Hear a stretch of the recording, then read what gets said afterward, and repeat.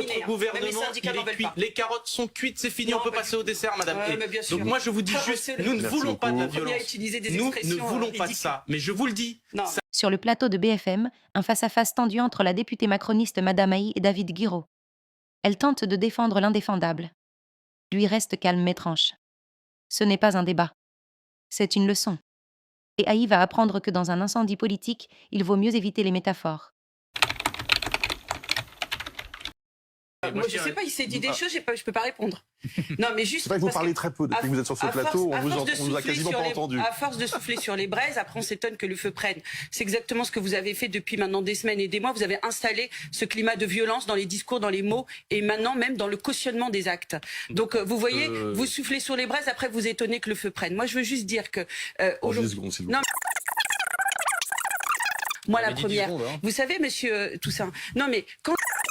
Madame Haï ouvre avec une métaphore, à force de souffler sur les braises.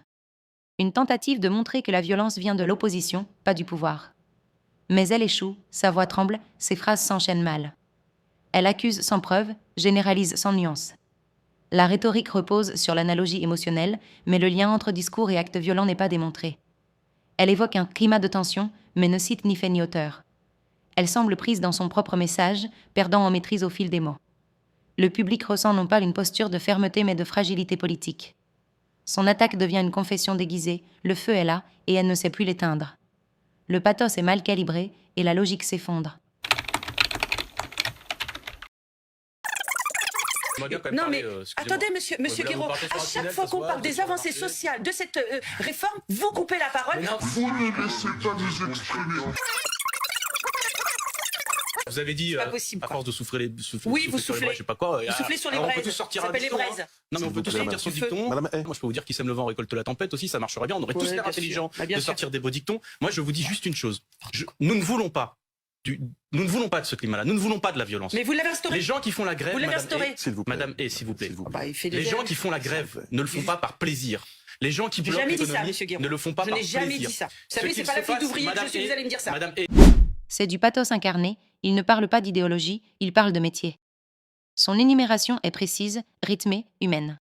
Il redonne un visage à ceux que le gouvernement ignore. Sa rhétorique repose sur une incarnation concrète du peuple contre une majorité abstraite et froide. Ce qu'il se passe aujourd'hui, il y a une question fondamentale. On ne peut pas gouverner contre son peuple. D'accord ? On ne peut pas gouverner contre son peuple. Sûr que vous devez retenir ça. Il ne dit pas les Français, il dit les cheminots. Pas les électeurs, mais les infirmiers. Chaque mot rappelle que le pouvoir gouverne sans les gens voir contre eux. C'est une frappe chirurgicale, dénuée d'agressivité, mais bourrée de sens. Il reconstruit le lien peuple-démocratie que Haï, elle, a déchiré. Vous seriez fou. Vous n'êtes pas une alternative à Emmanuel Macron. La seule alternative crédible aujourd'hui, c'est celle de l'extrême droite. Moi, ça me glace le sang, vous, ça a l'air de vous conforter. Vous n'êtes pas une opposition crédible à Emmanuel Macron. Du débat démocratique, ce que vous êtes en train de faire. Je vous le dis, la seule majorité républicaine qui peut gouverner, c'est nous. De penser que cette réforme ira au bout. Dans la tête. Dites-vous juste une chose. Vous n'êtes pas une alternative crédible. S'il n'y a pas de motion de censure, donc arrêtez. C'est la rue qui vous censurera. Et si ce n'est pas la rue qui vous censurera, il y aura une majorité alternative qui existera un jour ou l'autre dans ce pays qui retirera la réforme. En 2027, vous avez tout le temps de préparer un candidat. Parce que Jean-Luc Mélenchon, c'est terminé. Madame Haï tente de reprendre la main, vous n'êtes pas une alternative. La seule alternative aujourd'hui, c'est l'extrême droite. C'est un faux dilemme rhétorique, soit nous, soit les fascistes. Mais ce sophisme vieux comme Macron ne fonctionne plus.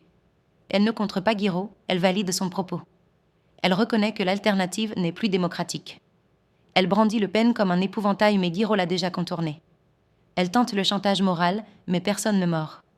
Son discours devient un aveu d'échec politique, on est seul, et c'est ça ou le chaos. Elle s'effondre en croyant gagner.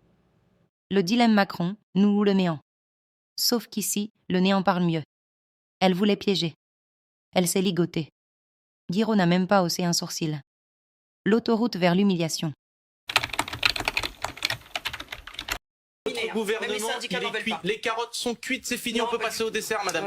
Donc moi, je vous dis juste, nous ne voulons pas de la violence. Nous ne voulons pas de ça. Mais je vous le dis. David Guiraud enchaîne avec l'ironie maîtrisée. Les carottes sont cuites, on ne peut passer au dessert. Il transforme le débat en menu. C'est léger en apparence, mais symboliquement très fort. Il acte la fin d'un cycle politique.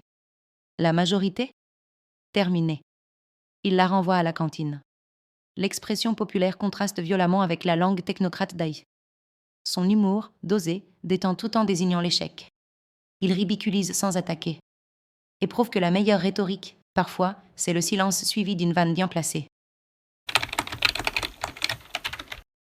Ça va dégénérer si vous continuez à penser que vous êtes dans la surpuissance et que marchepied à Marine Le Pen et vous le savez. C'est quand même terrible. Et moi, de pas ça me glace le sang. Moi, franchement, ce que vous faites, ça me désole, madame.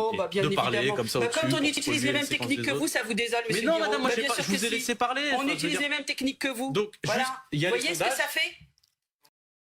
Guiraud conclut sur un ton grave. Ça va dégénérer si vous continuez à croire à votre surpuissance du marché, vous ouvrez la voie à Marine Le Pen.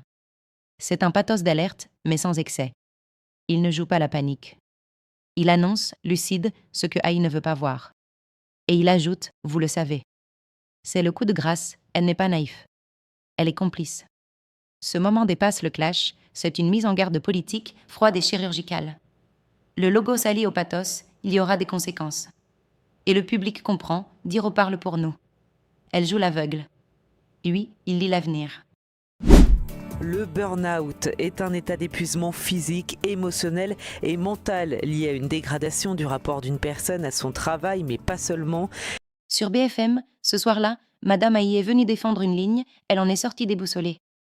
Face à Guiraud, elle n'a pas perdu un débat. Elle a perdu le contrôle et le peuple, lui, a retrouvé une voix. Tu veux plus de démonstrations comme ça? Abonne-toi à la chaîne pour d'autres clashs politiques décryptés. Like si toi aussi tu penses qu'on ne gouverne pas contre son peuple. Dis en commentaire, qui aimerais-tu voir face à Guiraud? Et partage la vidéo à ceux qui pensent encore que la Macronie tient la route.